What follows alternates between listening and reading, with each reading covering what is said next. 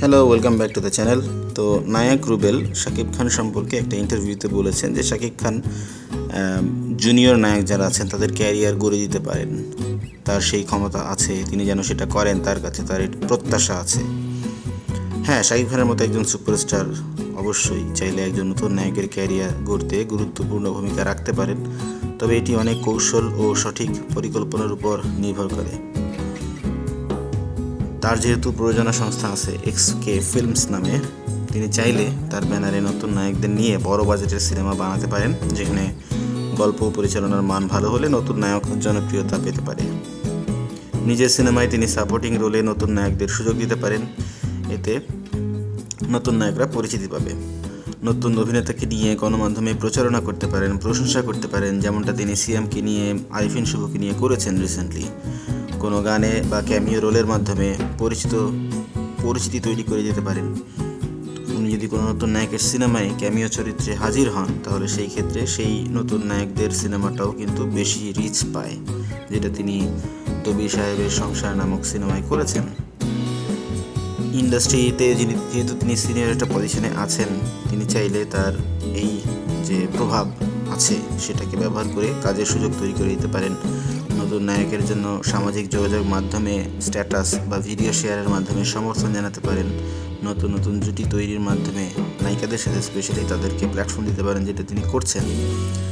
So আসল ব্যাপার হচ্ছে যে শুধুমাত্র কিন্তু কারো উপর ভর করে প্রতিষ্ঠিত হওয়া যায় না, সেখানে নিজেরও কিছু থাকতে হয়। শুধুমাত্র শাকিব খানের সমর্থন পেলেই যে কেউ সুপারস্টার হয়ে যাবে, ব্যাপারটা কিন্তু তা নয়।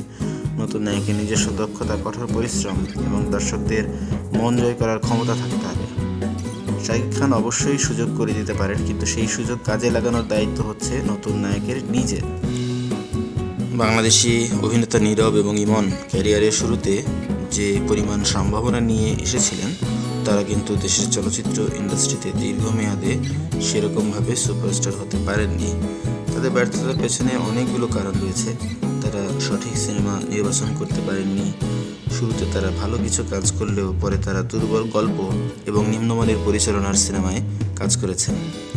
বেশিরভাগ চিত্রনাট্যই সাধারণ দর্শকদের আকৃষ্ট করতে ব্যর্থ হয়। তাদের অভিনয়ে বৈচিত্র্যের অভাব ছিল।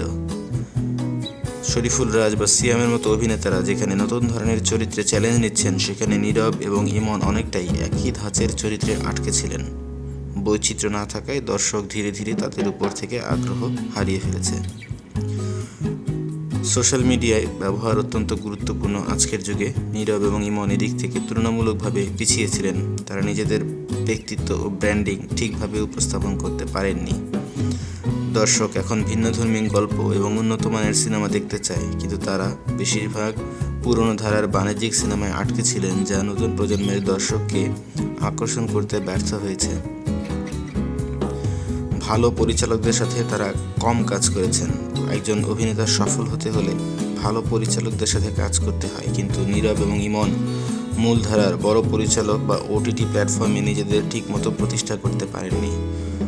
সময়ের সাথে তাল মিলিয়ে চলতে না পারাও কিন্তু একটা কারণ, যেখানে সিয়াম, শরীফুল রাজ কিংবা আফরান নিশোদের মতো অভিনেতারা যুগের সিনেমার সঙ্গে নিজেদের মানিয়ে নিয়েছেন, কিন্তু নীরব এবং ইমন নিজেদের উন্নত করতে পারেনি, ফলে তারা ধীরে ধীরে জনপ্রিয়তা হারিয়েছে।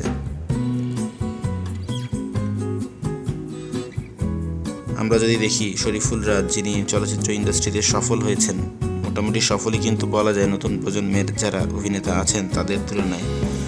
তার সাফল্যের কিন্তু বেশ কিছু কারণ রয়েছে।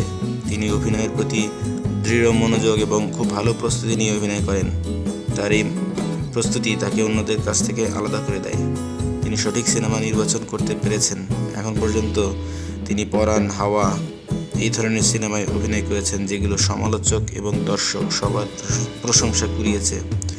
তার অভিনয়ের একটা বড় বৈশিষ্ট্য হলো স্বাভাবিকতা। তিনি ন্যাচারালি খুব ভালো অভিনয় করেন এবং চরিত্রগুলোর আবেগ ও ব্যক্তিত্বকে বাস্তবসম্মতভাবে ফুটিয়ে তুলতে পারেন।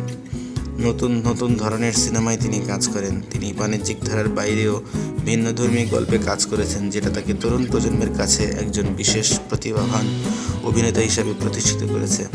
তার স্টাইল, শরীরের ভাষা এবং চেহারার মধ্যে একটি স্বাতন্ত্র্যতা রয়েছে, যা তাকে সিনেমায় সহজেই আলাদা করে তোলে। দর্শক তার রাফ অ্যান্ড টাফ লুক এবং অভিনয় শৈলী পছন্দ করেন। তিনি কিন্তু সামাজিক যোগাযোগ মাধ্যমেও সক্রিয় থাকেন, যেটা তাকে তরুণ প্রজন্মের সাথে সংযুক্ত থাকতে সাহায্য করেছে।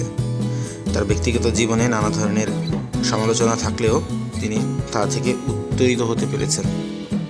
তিনি ধীরে ধীরে ক্যারিয়ার গড়েছেন এবং সহজে হাল ছাড়েননি। তার অধ্যবসায় ও ধৈর্য তাকে আজকের অবস্থানে পৌঁছাতে সাহায্য করেছে। তো একজন অভিনেতা হিসাবে সফল যদি কেউ হতে হয় তাহলে অবশ্যই তার নিজের অভিনয় দক্ষতাকে উন্নয়ন করতে হবে। সফল অভিনেতার প্রথম শর্তই হলো ভালো অভিনয় করা। অভিনয়ের মৌলিক এবং প্রযুক্তিগত দিকগুলো শিখতে হবে, নিয়মিত অনুশীলন করতে হবে। নাট্যশালা, অভিনয় ওয়ার্কশপ বা ফিল্ম স্কুলে ভর্তি হওয়া যেতে পারে। তার ভাষাগত দক্ষতা বাড়াতে হবে ডেফিনেটলি। যদি সে কাজ করতে চায় সিনেমায়, অবশ্যই তাকে বিশুদ্ধ পরিশীলিত বাংলা ভাষা শিখতে হবে। ব্যক্তিত্ব তৈরি করতে হবে। ক্যামেরার সামনে সে যদি নিজেকে আকর্ষণীয়ভাবে উপস্থাপন না করতে পারে তাহলে কিন্তু দর্শকের মন জয় করতে পারবে না। ফিটনেসের একটা বিষয় আছে। শরীর যদি ফিট না থাকে তাহলে সেক্ষেত্রে তাকে দেখতে সুন্দর লাগবে না, দর্শকও তাকে পছন্দ করবে না। সঠিক গল্প সিলেকশন করতে হবে, সঠিক পরিচালকের সঙ্গে কাজ করতে হবে। এই জন্য তাদের সাথে সংযোগ তৈরি করতে হবে, যাতে করে ইন্ডাস্ট্রির যেই কাজগুলো হয়, ভালো ধরনের কাজগুলো হয়, তখন যেন তার কথা পরিচালকদের মনে পড়ে। ইন্ডাস্ট্রিতে সফল হতে চাইলে বড় পরিচালক, প্রযোজক, কাস্টিং ডিরেক্টরের সঙ্গে যোগাযোগ রক্ষা করা জরুরি। অডিশন এবং ইন্ডাস্ট্রির ইভেন্টগুলোতে অংশগ্রহণ করে নেটওয়ার্ক তৈরি করতে হয়। সঠিক প্রজেক্ট বেছে নেওয়া খুবই গুরুত্বপূর্ণ। ক্যারিয়ারের শুরুতে যদি ভালো গল্প এবং চরিত্রে কাজ না করে তাহলে কি হবে, আস্তে আস্তে সে মানুষের মন থেকে হারিয়ে যাবে। শুরুতেই কিন্তু বড় সুযোগ পাওয়া অনেক সময় কঠিন হতে পারে। সেই ক্ষেত্রে ধৈর্য ধরে ছোট চরিত্র থেকে শুরু করে ধাপে ধাপে উন্নতি করতে হবে। অডিশনে বারবার প্রত্যাখ্যাত হলেও চেষ্টা চালিয়ে যেতে হবে।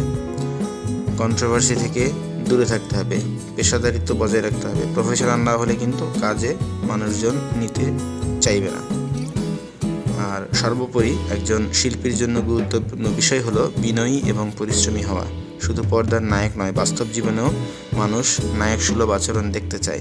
এই ধাপগুলো অনুসরণ করলে বাংলাদেশে একজন অভিনেতা ভালো কাজ তৈরি করে নিজেকে প্রতিষ্ঠিত হিসেবে গড়ে তুলতে পারে।